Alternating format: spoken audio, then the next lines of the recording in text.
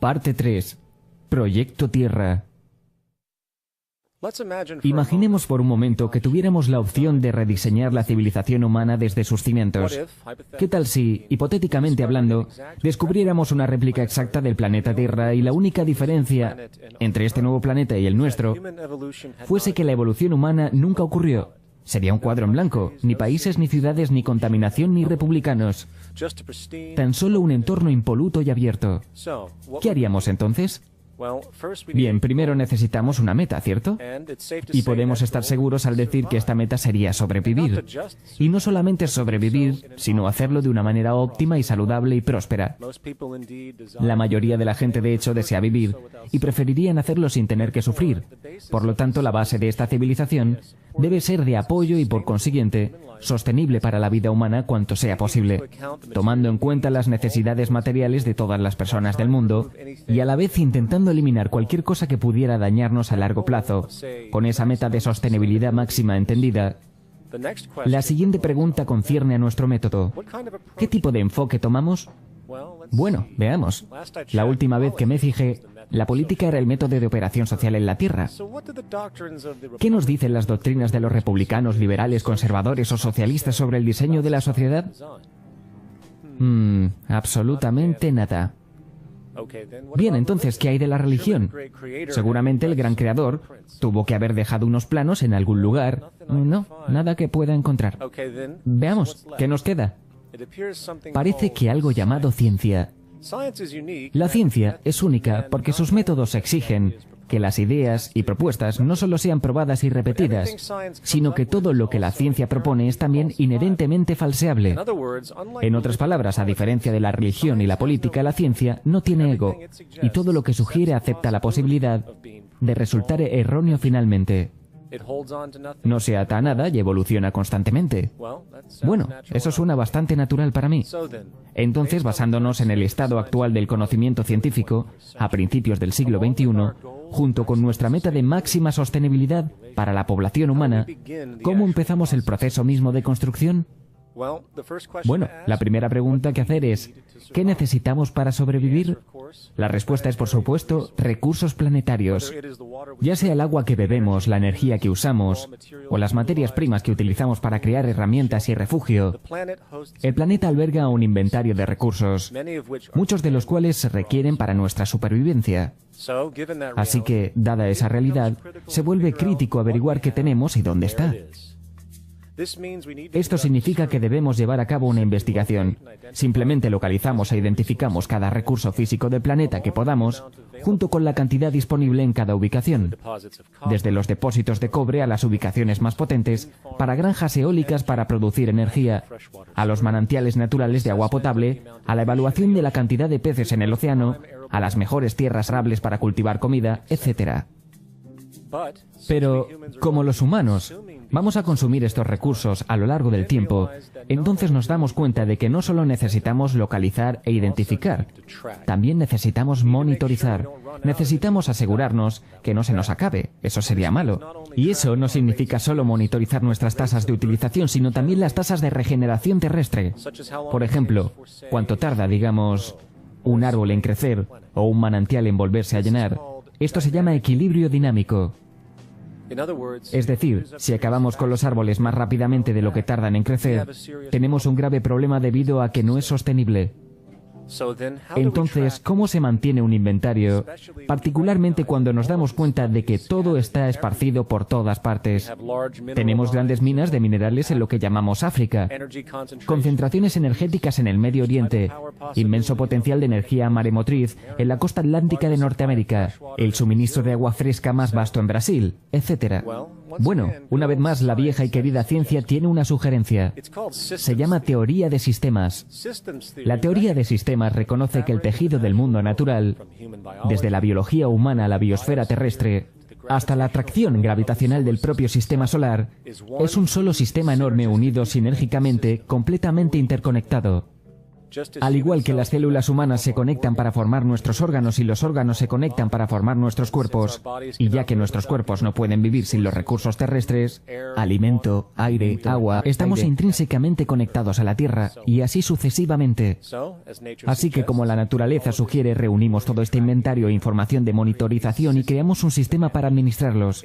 Un sistema global de administración de recursos, de hecho, para contabilizar todos los recursos relevantes en el planeta. Simplemente no hay alternativa lógica si nuestro objetivo como especie es sobrevivir. Tenemos que administrarlo en conjunto. Habiendo comprendido esto, ahora podemos considerar la producción. ¿Cómo usamos todo esto? ¿Cuál será el proceso de producción y qué necesitamos para considerar y asegurarnos que sea lo más optimizado posible para maximizar nuestra sostenibilidad? Bueno, lo primero que sale a relucir es el hecho de que necesitamos constantemente intentar conservar.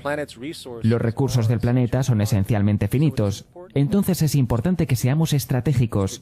La clave es conservación estratégica. Lo segundo que reconocemos es que algunos recursos realmente no son tan buenos como otros en cuanto a rendimiento. En realidad, algunas de estas cosas, cuando son puestas en uso, tienen un efecto terrible en el medio ambiente, lo cual invariablemente afecta a nuestra propia salud. Por ejemplo, el petróleo y los combustibles fósiles, no importa cómo lo digas, liberan algunos agentes bastante destructivos en el medio ambiente.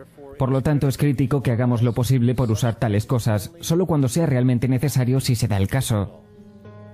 Afortunadamente vemos muchas posibilidades: solares, eólicas, maremotrices, undimotrices geométricas y de diferencial térmico para la producción, por lo que podemos idear estrategias objetivas sobre qué usamos y dónde para evitar las que se podrían llamar retroacciones negativas, o cualquier cosa que resulte de la producción o el uso, que dañe el medio ambiente y por lo tanto a nosotros mismos.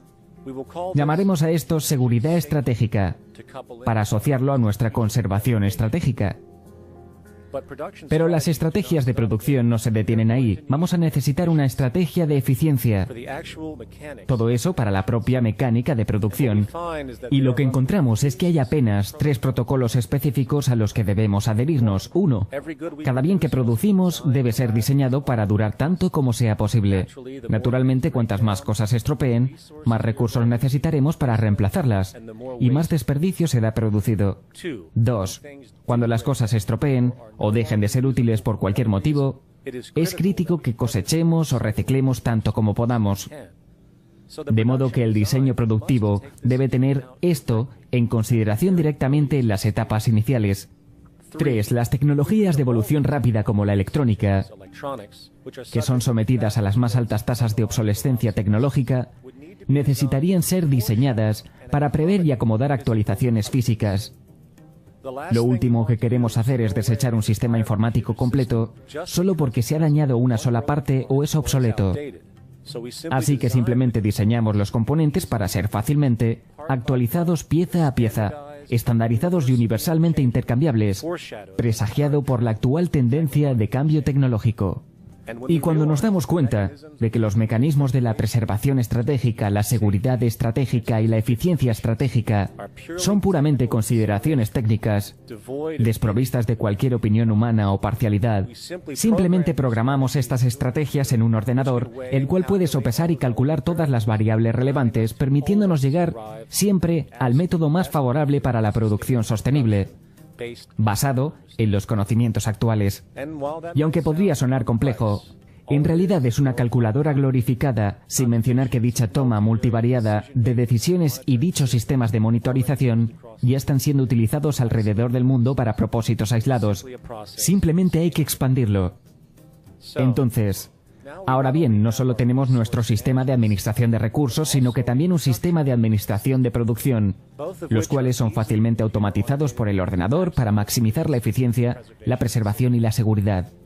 La realidad informativa es que la gente humana, o incluso de un grupo de humanos, no puede seguir lo que necesita seguimiento. Debe ser realizado por ordenadores y eso es posible. Y esto nos lleva al siguiente nivel, la distribución. ¿Qué estrategias de sostenibilidad tienen sentido? Bueno, ya sabemos que la distancia más corta entre 2 puntos es una línea recta, y que se requiere energía para propulsar máquinas de transporte. Cuanto más corta la distancia de transporte, mayor será la eficacia. Producir bienes en un continente y enviarlos a otro solo tiene sentido si los bienes en cuestión simplemente no pueden ser producidos en el área deseada. De otra forma, no es más que derrochador. Debemos producir localmente para que la distribución sea simple, rápida y que requiera la menor cantidad de energía posible. Llamaremos a esto la estrategia de proximidad, lo que significa simplemente reducimos al máximo el transporte de bienes, sean materias primas o productos de consumo acabados. Claro está, puede que también sea importante saber qué bienes transportamos y por qué, y esto cae en la categoría de la demanda. Y la demanda es simplemente lo que las personas necesitan para estar saludables y para tener una alta calidad de vida. El espectro de las necesidades materiales humanas va desde las necesidades vitales, como comida, agua potable y refugio, hasta bienes sociales y recreativos que permiten relajación y disfrute personal y social, ambos importantes factores en el conjunto de la salud humana y social. Así que simplemente realizamos otra encuesta. Las personas describen sus necesidades, la demanda se evalúa y la producción se inicia basada en dicha demanda. Y puesto que los niveles de demanda de diferentes bienes fluctuarán naturalmente y cambiarán en diferentes regiones, debemos crear un sistema de monitorización de demanda, distribución, para evitar la sobreproducción o la escasez. Por supuesto, esta idea no es nueva. Se utiliza en las principales cadenas de tiendas actualmente para asegurar que su inventario se mantiene al día, solo que esta vez vamos a monitorizar globalmente. Pero espera un poco, no podemos entender completamente la demanda si no tenemos en cuenta el uso real del bien en sí mismo. ¿Es lógico y sostenible que cada ser humano tenga, digamos, una de cada cosa que se produce sin importar su uso? No, eso sería sencillamente derrochador e ineficiente. Si una persona tiene necesidad de un bien, pero esa necesidad dura solo, por ejemplo, 45 minutos al día de media, sería mucho más eficiente que ese bien estuviese disponible para ellos y para otros cuando lo necesitasen. Muchos olvidan que no es el bien lo que quieren, sino el propósito que sirve ese bien. Cuando entendemos que el bien en sí mismo solo es tan importante como su utilidad, vemos que la restricción externa, o lo que podríamos llamar hoy propiedad, es extremadamente derrochador y medioambientalmente ilógico en un sentido fundamental y económico. Así que necesitamos concebir una estrategia llamada acceso estratégico. Esta sería la base para nuestro sistema de monitoreo de demanda-distribución, el cual garantiza que podamos satisfacer la demanda de las necesidades de la población para acceder a lo que sea que necesiten cuando lo necesiten. Y en lo que respecta a adquirir los bienes físicamente, los centros de acceso centralizados y regionales tienen mucho sentido, ya que la mayor parte estarían ubicados muy cerca de la población. Y una persona simplemente llegaría, tomaría el artículo, lo usaría y cuando haya terminado lo devolvería. Similar a cómo funciona una biblioteca hoy en día. De hecho, estos centros no solo existirían en la comunidad, en la forma como son las tiendas de hoy, sino que existirían centros especializados de acceso en áreas específicas, donde ciertos bienes son utilizados frecuentemente, ahorrando más energía con menos transporte repetido. Y una vez el sistema de monitoreo de demanda esté operativo, estará unido a nuestro sistema de gestión de producción y, por supuesto, a nuestro sistema de gestión de recursos, creando así una máquina de gestión económica global, unificada y de actualización dinámica, que simplemente asegure que nos mantengamos sostenibles, comenzando por proteger la integridad de nuestros limitados recursos, trabajando para garantizar que solo fabriquemos los mejores y más estratégicos artículos posibles, mientras distribuyendo todo el mundo más inteligente y eficiente posible. Y el resultado único de este método basado en la preservación, el cual es intuitivamente opuesto a muchos, es que este proceso de preservación y eficiencia lógico, ascendente y empírico, que solo puede determinar la verdadera sostenibilidad humana en el planeta, permitiría seguramente algo que nunca se ha visto en la historia humana: acceso a la abundancia, no solo para un porcentaje de la población mundial, sino para toda la civilización. Este modelo económico, tal y como recién generalizado, este enfoque sistemático responsable hacia un manejo total de los recursos de la Tierra y procesos, diseñado nuevamente nada menos para cuidar de la humanidad en su totalidad, de la manera más eficiente y sostenible, podría denominarse una economía basada en recursos. La idea fue definida en los 70 por el ingeniero social Jacques Fresco, Él entendió en ese entonces que la sociedad iba en un curso de colisión entre la naturaleza y sí misma, insostenible a todo nivel. Y si las cosas no cambiaban, nos destruiríamos de una forma u otra. Todas esas cosas que estás diciendo, Jake, ¿podrían ser construidas con lo que sabemos hoy? ¿O estás adivinando basándote en lo que sabemos hoy? No, todas esas cosas pueden ser construidas con lo que sabemos hoy. Llevaría 10 años cambiar la superficie de la Tierra, reconstruir el mundo en un segundo jardín del Edén. La elección es tuya. La estupidez de una carrera de armas nucleares, el desarrollo de armas, tratar de resolver tus problemas políticamente, eligiendo este partido político o aquel partido político, toda esa política está inmersa en corrupción. Dejarme decirlo de nuevo, comunismo, socialismo, fascismo, los demócratas, los liberales, queremos absorber seres humanos. Todas las organizaciones que creen en una mejor vida para el hombre. No hay problemas de negros o problemas de polacos, o problemas de judíos o problemas de griegos, o problemas de mujeres, hay problemas humanos. Yo no le temo a nadie, no trabajo para nadie, nadie puede despedirme, no tengo jefe. Tengo miedo de vivir en la sociedad en la que vivimos hoy. Nuestra sociedad no puede ser mantenida por este tipo de incompetencia. Era estupendo el sistema de libre empresa. Hace 35 años, esta fue la última vez que fue útil. Ahora bien, tenemos que cambiar nuestra forma de pensar o perecer. Las películas de terror del futuro serán nuestra sociedad. La forma en que no funcionó y la política serían parte de una película de terror. Bueno, mucha gente hoy en día usa el término ciencia fría porque son analíticas y ni siquiera saben lo que significa analítico. Ciencia significa aproximaciones más cercanas a la forma en que el mundo funciona. Así que dice la verdad, es lo que es. Un científico no intenta llevarse bien con la gente. Ellos cuentan lo que han descubierto. Tienen que cuestionarlo todo. Y si algún científico descubre un experimento que demuestra que ciertos materiales tienen ciertas fortalezas, otros científicos han de ser capaces de duplicar ese experimento y obtener los mismos resultados. Incluso si un científico siente que el ala de un avión, debido a las matemáticas o cálculos, puede aguantar cierta cantidad de peso, aún así amontonan sacos de arena sobre ella para ver cuándo se rompe y dicen, ¿sabes? Mis cálculos son correctos o son erróneos.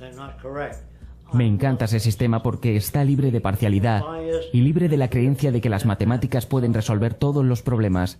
También tienes que poner tus matemáticas a prueba. Creo que todo sistema que puede ser puesto a prueba debe ser probado. Y todas las decisiones deben estar basadas en la investigación. Una economía basada en recursos es simplemente el método científico aplicado al interés social, un enfoque absolutamente ausente en el mundo de hoy. La sociedad es una invención técnica y los métodos más eficaces de salud humana optimizada, producción física, distribución, infraestructura urbana y similares, residen en el campo de la ciencia y la tecnología, no en la política o en la economía monetaria. Opera en la misma forma sistemática como, digamos, un avión. Y no hay una manera liberal o republicana de construir un avión. Asimismo, la naturaleza misma es el referente físico que usamos para demostrar nuestra ciencia y es un sistema establecido que solo emerge de nuestra creciente comprensión en ella. De hecho, no tiene en cuenta en absoluto lo que tú subjetivamente pienses o creas que es verdad. Lo que hace más bien es darte una opción. Puedes aprender y estar conforme con sus leyes naturales y comportarte en consecuencia, creando siempre buena salud y sostenibilidad. O puedes ir a contracorriente, inútilmente. No importa cuán firmemente crees que puedes levantarte y caminar por la pared que tienes enfrente, la ley de la gravedad no te lo permitirá. Si no comes, morirás. Si no te acarician cuando eres un bebé, morirás. Por duro que suene, la naturaleza es una dictadura. Y podemos escucharla y ponernos en armonía con ella, o sufrir las inevitables consecuencias adversas. Por tanto, una economía basada en recursos no es más que un conjunto de conocimientos vitales probados, donde todas las decisiones se basan en una sostenibilidad humana y medioambiental optimizada. Toma en consideración la base vital empírica, lo cual todo ser humano comparte con una necesidad independientemente de nuevo de sus filosofías políticas o religiosas. No hay relativismo cultural en este enfoque. No es una cuestión de opinión. Las necesidades humanas son necesidades humanas y tener acceso a las necesidades vitales como aire limpio, comida nutritiva y agua potable, junto con un entorno positivamente motivador estable, educativo y no violento, es exigido para nuestra salud física y psicológica, nuestra capacidad evolutiva y, por tanto, para la supervivencia de la especie en sí misma. Una economía basada en recursos estaría basada en los recursos disponibles. No puedes llevar a mucha gente a una isla o construir una ciudad de 50.000 personas sin tener acceso a las necesidades vitales.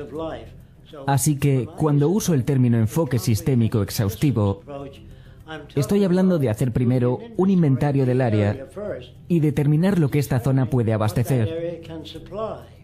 No es solo un enfoque arquitectónico, no es solo un enfoque de diseño, sino que el diseño debe estar basado en todos los requisitos para mejorar la vida humana. Y a eso es a lo que me refiero con una manera integrada de pensamiento. Alimentos, ropa, refugio, calidez, amor. Todas esas cosas son necesarias. Y si privas a la gente de alguna de ellas, tendrás un ser humano de menor valía, menos capaz de funcionar. Como se ha delineado previamente, los cimientos de una economía global basada en recursos con enfoques sistémicos a extracción, producción y distribución se basan en un conjunto de verdaderos mecanismos económicos o estrategias que garantizan la eficiencia y la sostenibilidad en cada área de economía. Entonces, continuando con esta línea de pensamiento en lo referente al diseño que sigue en nuestra ecuación, ¿dónde se materializa todo esto? En las ciudades.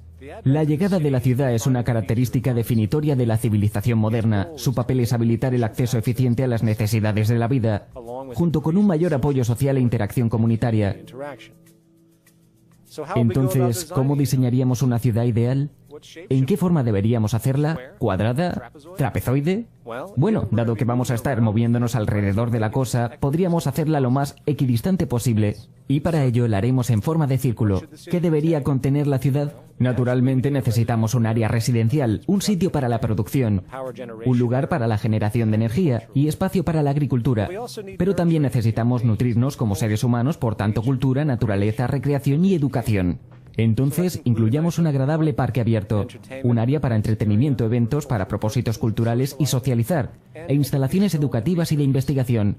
Y como estamos trabajando con un círculo, parece racional colocar estas funciones en forma de cinturones, basados en la cantidad de tierra necesaria para cada propósito junto a la facilidad de acceso. Muy bien. Ahora bien, vayamos a lo específico. En primer lugar, necesitamos considerar la infraestructura central o los intestinos del organismo de la ciudad. Estos serían los canales de transporte para el agua, productos, residuos y energía.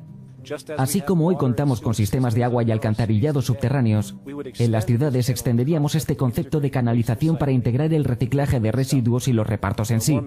No más carteros o basureros. Se incorpora en el diseño. Incluso podríamos usar tuberías neumáticas automatizadas y tecnologías similares. Lo mismo va para el transporte.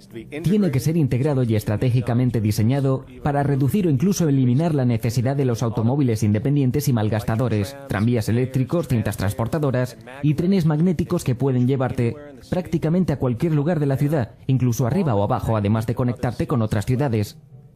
Y por supuesto, en el caso de que un automóvil sea necesario, es automatizado por satélite para la seguridad y la integridad. De hecho, esta tecnología de automatización está funcionando ahora mismo. Los accidentes automovilísticos matan alrededor de 1,2 millones de personas, solo cada año, hiriendo a 50 millones. Esto es absurdo y no tiene que ocurrir. Entre el diseño eficiente de la ciudad y vehículos automatizados sin conductor, esta cifra de muertos puede ser virtualmente eliminada. Hoy en día, gracias a nuestros caóticos métodos para reducir costos industriales utilizando pesticidas, fertilizantes excesivos y muchos medios, hemos destruido exitosamente mucha de la tierra cultivable en el planeta, sin mencionar también la extensa intoxicación de nuestros cuerpos. De hecho, ahora toxinas químicas industriales y agrícolas aparecen en casi todos los seres humanos examinados, incluyendo a los bebés. Afortunadamente hay alternativas deslumbrantes. Los métodos sin tierra de la hidroponía y aeroponía, que también reducen los requerimientos de nutrientes y agua hasta en un 75% de nuestro consumo actual. Los alimentos pueden ahora ser cultivados orgánicamente a escala industrial, en cerradas granjas verticales, tal como en 50 pisos de solares de un acre, virtualmente eliminando la necesidad de pesticidas e hidrocarburos en general. Este es el futuro del cultivo industrial de alimentos, eficiente, limpio y abundante. Así, tales sistemas avanzados serían en parte los que compondrían nuestro cinturón agrícola, produciendo todo el alimento necesario para toda la población de la ciudad, sin necesidad de importar nada del exterior, ahorrando tiempo, desperdicio y energía. Y hablando de energía, el cinturón energético funcionaría en un enfoque sistémico para extraer electricidad de nuestros abundantes medios renovables, específicamente del potencial eólico, solar, geotérmico, de calor diferencial y, si hay agua cerca, maremotriz y undimotriz, para evitar la intermitencia y asegurar un retomo positivo de energía neta. Estos medios operarían en un sistema integrado, abasteciéndose mutuamente cuando fuera necesario y almacenando excedentes de energía en grandes supercondensadores bajo tierra, de modo que nada pueda ser desperdiciado.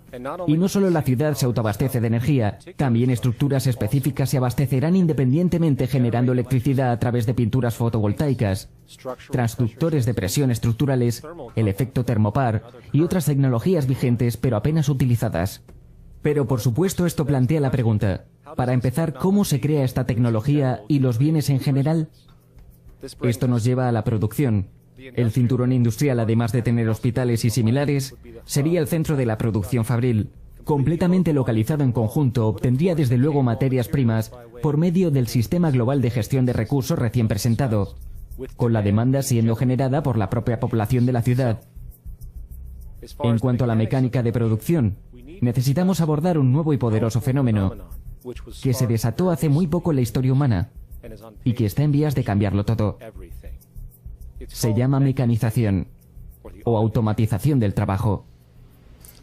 Bien, si ves a tu alrededor te darás cuenta de que casi todo lo que usamos hoy en día se fabrica automáticamente. Tus zapatos, tu ropa, tus electrodomésticos, tu coche, etc. Se fabrican con máquinas de modo automático. Podemos decir que la sociedad no ha sido influenciada por estos importantes avances tecnológicos. Por supuesto que no. Estos sistemas en realidad imponen nuevas estructuras y necesidades y hacen que muchas otras cosas se vuelvan obsoletas. Así que hemos crecido en el desarrollo y uso de la tecnología de una manera exponencial. Y definitivamente la automatización va a continuar. No puedes detener la automatización, ni las tecnologías que simplemente tienen sentido. La automatización del trabajo a través de la tecnología es la base de cada importante transformación social en la historia de la humanidad. Desde la revolución agrícola y la invención del arado, a la revolución industrial y la invención de la máquina motorizada, hasta la era de la informática en la que vivimos ahora fundamentalmente, a través de la invención de la electrónica de avanzada y de los ordenadores. Y con respecto a los métodos actuales de producción de avanzada, la mecanización está evolucionando ahora por sí sola, alejándose del método tradicional de montar las piezas dentro de una configuración, hacia un método avanzado de crear productos enteros en un único proceso. Al igual que muchos ingenieros, me fascina la biología porque está llena de ejemplos de piezas de ingeniería extraordinarias. ¿Qué es la biología? Es el estudio de las cosas que se copian a sí mismas. La mejor definición de la vida que hemos logrado. Repito, como ingeniero, siempre he estado intrigado con la idea de las máquinas que se copian a sí mismas. RepRap es una impresora tridimensional, es decir, que es una impresora que conectas a tu ordenador y en lugar de hacer diseños bidimensionales en hojas de papel, hace objetos reales, físicos y tridimensionales. No es nada nuevo. Las impresoras 3D existen desde hace aproximadamente 30 años. Lo más importante acerca de RepRap es que imprime la mayoría de sus partes. Entonces, si tienes una, podrías hacer otra y dársela a un amigo, como también podría imprimir muchas otras cosas útiles. Desde la simple impresión de enseres básicos de la casa, hasta la impresión del cuerpo entero de un automóvil de una sola vez. La impresión moderna y automatizada en 3D tiene el potencial de prácticamente transformar cada área de producción, incluyendo la construcción de viviendas. El sistema de contour graphing es realmente una tecnología de fabricación, la así llamada impresión en 3D, y es cuando directamente se construye objetos 3D desde un modelo computarizado. Usando contour crafting será posible construir una casa de 185,8 metros en un día únicamente con esta máquina. La razón por la cual las personas están interesadas en automatizar la construcción es porque realmente brinda muchos beneficios. Por ejemplo, la construcción es un trabajo bastante intenso y aunque provee de trabajo a un sector de la sociedad, también presenta problemas y complicaciones. Por ejemplo, la construcción es el trabajo más peligroso que existe. Es peor que la minería y la agricultura. Tiene el nivel más alto de fatalidad en casi todos los países. Otro problema es el desperdicio. En promedio, una casa en los Estados Unidos tiene de 3 a 7 toneladas de desperdicio. Esto es algo astronómico si se considera el impacto de la construcción, sabiendo que alrededor del 40% de todos los materiales en el mundo son utilizados en la construcción. Entonces tenemos un gran desperdicio de energía y recursos y un daño considerable al medio ambiente también. Construir casas usando martillos, clavos y madera con el nivel de nuestra tecnología hoy es realmente absurdo y correrá la misma suerte que la clase trabajadora con respecto a la fabricación en los Estados Unidos. Recientemente hubo un estudio por el economista David Hawthorne del MIT que afirma que nuestra clase media está obsoleta y está siendo reemplazada por la automatización. De manera simple, hoy en día la mecanización resulta más productiva, eficiente y sostenible que la mano de obra en prácticamente todos los sectores de la economía. Las máquinas no necesitan vacaciones, descansos, seguros o pensiones y pueden trabajar 24 horas al día todos los días. La precisión y el potencial de producción en comparación con el trabajo humano es inigualable. En resumen, el trabajo humano repetitivo se está volviendo obsoleto y poco práctico en todo el mundo, y el desempleo que ves hoy a tu alrededor es fundamentalmente el resultado de esta, sí, de la evolución de la eficiencia en la tecnología. Durante años los economistas del mercado han descartado este patrón de crecimiento que se podría llamar desempleo tecnológico, por el hecho de que nuevos sectores siempre parecían emerger para reabsorber a los trabajadores desplazados. Hoy el sector servicios es el único foco de actividad restante y actualmente emplea el 80% de los trabajadores en Estados Unidos, con la mayoría de los países industrializados presentando una proporción similar. Sin embargo, este sector está ahora siendo desafiado cada vez más por kioscos automatizados, restaurantes automatizados e incluso tiendas automatizadas. Hoy finalmente los economistas están reconociendo lo que han estado negando durante años. No solo el desempleo tecnológico está agravando la presente crisis laboral, causada por la caída de la economía global, sino que cuanto más profundiza la recesión, más rápido se mecaniza la industria. La trampa, que no se ha comprendido, es que cuanto más rápido se mecanizan para ahorrar dinero, más desplazan a la gente y más reducen el poder adquisitivo del público. Esto quiere decir que mientras la corporación puede producir todo más barato, cada vez menos personas tendrán dinero para comprar casas, sin importar lo baratas que sean. Esto implica que el juego del trabajo por ingresos llega lentamente a su fin. De hecho, si tomas un momento para reflexionar acerca de los trabajos que existen hoy, que podrían ser absorbidos ya mismo por la automatización, si se aplicara el 75% de la mano de obra global podría ser reemplazada por la mecanización mañana mismo. Y esto es porque en una economía basada en recursos no hay un sistema monetario de mercado. No existe el dinero en absoluto, porque no hay necesidad. Una economía basada en recursos reconoce la eficiencia de la mecanización y acepta por lo que ofrece, no la combate como lo hacemos actualmente. ¿Por qué? Porque es irresponsable no hacerlo, dado cualquier interés en eficiencia y sostenibilidad. Y esto nos trae de vuelta a nuestro sistema urbano. En el centro, esta cúpula central, la cual no solo alberga los complejos educativos y la central de transportación, también aloja la unidad central, que ejecuta las operaciones técnicas de las ciudades. La ciudad es de hecho una gran máquina automatizada. Tiene sensores en todos los cinturones técnicos para monitorizar el progreso agrícola, de recolección energética, producción, distribución y similares. Ahora bien, ¿serían necesarias las personas para supervisar esas operaciones en caso de mal funcionamiento o similar? Lo más probable es que sí, pero ese número se reduciría con el tiempo a medida que las mejoras continúen. Sin embargo, a partir de hoy tal vez el 3% de la población de una ciudad sería necesaria para este trabajo cuando lo desglosas, y te puedo asegurar que en un sistema económico que está verdaderamente diseñado para cuidarte y asegurar tu bienestar, sin tener que someterte a una dictadura privada a diario, usualmente a un trabajo que es técnicamente innecesario o inútil socialmente, mientras que a menudo se lucha con una deuda que no existe solo para pagar los gastos. Te garantizo que la gente ofrecerá voluntariamente su tiempo en todas direcciones para mantener y mejorar un sistema que en realidad cuida de ellos.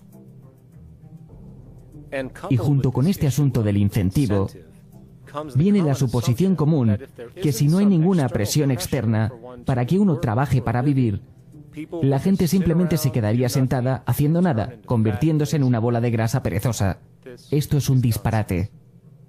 El sistema laboral que tenemos hoy en día es en realidad el generador de pereza, no una solución a ella. Si haces memoria de cuando eras un niño, lleno de vida, interesado en comprender cosas nuevas, probablemente creando y explorando, pero a medida que el tiempo pasó, el sistema te empujó hacia un objetivo de averiguar cómo generar dinero, y desde una educación temprana hasta los estudios universitarios estás limitado, solo para emerger como una criatura que sirve como una pieza más en el engranaje de un modelo que envía todos sus frutos al 1% que está en la cima. Ahora los estudios científicos han demostrado que efectivamente la gente no está motivada por las recompensas monetarias cuando se refiere al ingenio y la creación. La creación en sí es la recompensa. El dinero, de hecho, parece servir solo como un incentivo para acciones banales y repetitivas. Un papel que acabamos de mostrar puede ser reemplazado por una máquina. Cuando a innovación se refiere, el uso real de la mente humana, el incentivo monetario ha demostrado ser un obstáculo, interfiriendo y apartándose del pensamiento creativo. Y esto puede llegar a explicar por qué Nikola Tesla, los hermanos Wright y otros inventores que han contribuido masivamente a nuestro mundo actual nunca demostraron algún interés monetario para realizar sus inventos. El dinero es de hecho un incentivo falso y causa 100 veces más distorsión que contribución. Buenos días, alumnos. Por favor, siéntense. Lo primero que me gustaría hacer es dar una vuelta por el aula y preguntarle a cada uno qué le gustaría ser cuando crezcan. ¿Quién quiere responder primero? Bueno, ¿qué tal tú, Sara? Cuando crezca quiero trabajar en McDonald's como mi mamá. Oh, una tradición familiar, ¿cierto? ¿Qué tal tú, Linda? Cuando crezca voy a ser una prostituta de las calles de Nueva York. Ah, chica con glamour. Muy ambiciosa. ¿Y tú, Tommy? Cuando crezca voy a ser un hombre de negocios rico y elitista que trabaja en Wall Street y que se lucra con el colapso de economías extranjeras. Emprendedor. Y qué bueno ver algunos intereses multiculturales. Víctimas de la cultura. Como se dijo antes, una economía basada en recursos aplica el método científico en el interés de la sociedad. Y esto no se limita simplemente a la eficiencia técnica. También considera directamente el bienestar social y humano y que lo compone. ¿De qué sirve un sistema social si en su última instancia no produce felicidad y convivencia en paz? Así que es importante señalar que con la eliminación del sistema monetario y las necesidades de vida provistas, veríamos una reducción global del crimen de aproximadamente un 95% casi de inmediato, debido a que no habría nada que robar, malversar, estafar o cosas por el estilo. El 95% de las personas que están en prisión están por un crimen relacionado con el dinero o el abuso de drogas. Y el abuso de drogas es un trastorno, no un crimen. ¿Y qué hay del otro 5%? Los verdaderamente violentos, a menudo considerados por algunos como violentos por el solo hecho de ser violentos, ¿son simplemente personas malvadas? La razón por la que francamente pienso que es una pérdida de tiempo involucrarse con juicios de valor moral acerca de la violencia de las personas es porque no avanza ni un ápice. Nuestro conocimiento, ni de las causas, ni de la prevención del comportamiento violento. La gente a veces me pregunta si creo en perdonar criminales. Mi respuesta es: no, no creo en el perdón. Como tampoco creo en la condena. Solo si nosotros como sociedad logramos adoptar la misma actitud de tratar la violencia como un problema de salud pública y medicina preventiva, en vez de un mal moral, Solo cuando hagamos ese cambio en nuestras actitudes, suposiciones y valores, realmente lograremos reducir el nivel de violencia en lugar de estimularlo, que es lo que hacemos ahora. Cuanta más justicia buscas, más daño te haces, porque no existe tal justicia. Hay lo que hay ahí fuera. Eso es todo. En otras palabras, si la gente está condicionada a ser racistas e intolerantes, si son criados en un entorno que lo aboga, ¿por qué culpas a la persona por ser así? Son víctimas de una subcultura. Por lo tanto, deben recibir ayuda. El punto es, debemos rediseñar el entorno que causa el comportamiento aberrante. Ese es el problema, no meter una persona en la cárcel. Por ese motivo, jueces, abogados, libertad de elección, estos conceptos son peligrosos porque te proveen de desinformación. Que si la persona es mala o esa persona es un asesino en serie, los asesinos en serie se forman, lo mismo que soldados se convierten en asesinos en serie con metralletas. Se convierten en máquinas de matar, pero nadie los ve como asesinos o matones, ya que eso es normal. Entonces culpamos a la gente. Decimos, y bueno, este hombre fue un nazi y torturó judíos. No, él fue formado para torturar judíos. Una vez que aceptas el hecho de que las personas tienen elecciones individuales y son libres de hacer esas elecciones, libres de escoger, significa sin ser influenciados. Y eso no lo puedo entender en absoluto. Estamos influenciados en todas nuestras elecciones, por la cultura en la que vivimos, por nuestros padres y por los valores que predominan. Entonces estamos influenciados, así que no puede haber libre elección. ¿Cuál es el mejor país del mundo? La verdadera respuesta es: no he estado en todo el mundo y no sé lo suficiente acerca de diferentes culturas para responder a esa pregunta. No conozco a nadie que hable de esa manera. Dicen, son los viejos y queridos Estados Unidos, el país más grandioso del mundo. No existe encuesta alguna. ¿Has estado en la India? No. ¿Has estado en Inglaterra? No. ¿Has estado en Francia? No. Entonces, ¿en qué basas tu suposición? No pueden responder y se enojan contigo. Dicen, maldita sea, ¿quién demonios eres tú para decirme qué pensar? Y ya sabes, no olvides que estás tratando con gente aberrante. No son responsables de las respuestas. Son víctimas de la cultura y eso significa que han sido influenciados por su cultura.